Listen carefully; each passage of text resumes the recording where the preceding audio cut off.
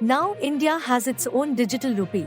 With the launch of Digital Rupee, RBI becomes one of the first central bank to introduce the digital currency. The entire process of digital form creation, distribution, and retail use will be closely examined in the pilot project. There will be changes in retail digital form on the learning received from this test. RBI said the pilot will have a closed group of customers and traders covering selected locations. Distribution of e-rupee will be done through banks. Users will be able to place it in digital wallet in mobile phones and devices. Person-to-person or person-to-merchant transactions can be done from digital wallets. Merchant can also be paid by QR code. 4 local banks, State Bank of India, ICICI Bank, Yes Bank, and IDFC will participate in the initial phase of the pilot in 4 cities: Mumbai, New Delhi, Bengaluru, and Bhubaneswar. Bank of Baroda, Union Bank of India, HDFC Bank, and Kotak Mahindra Bank will join the pilot subsequently, the Reserve Bank of India said. The pilot will eventually be expanded to cover the cities of Ahmedabad, Gangtok, Guwahati, Hyderabad, Indore, Kochi, Lucknow, Patna and Shimla. Bank. Digital Rupee, also known as Central Bank Digital Currency, CBDC, is a digital form of currency notes not different from banknotes.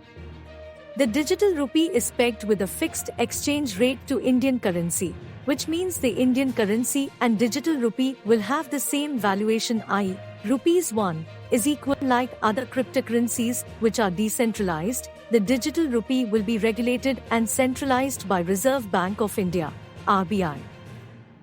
Why we need an e-rupee? Cost of printing banknotes in 2021-22 was 4,984.80 crore. This does not include the environmental, social, and governance (ESG) cost of printing money. Digital currency reduces costs related to printing, storage, transportation, and replacement of banknotes. CBDCs, Central Bank of Digital Currency, can be transacted without the internet and thus enable access in regions with poor internet connectivity. Currently, international money transfers are done through facilitators like banks, Western Union, etc., who charge a fee of 3 to 5%. India is the biggest receiver of foreign remittance. Implementation of the digital rupee will help in reducing the transaction costs by reducing intermediaries, thereby cross-border helping citizens to receive a greater amount in rupee terms. E-rupee will help the government to program money, which will enable better dispersion of subsidies and welfare schemes.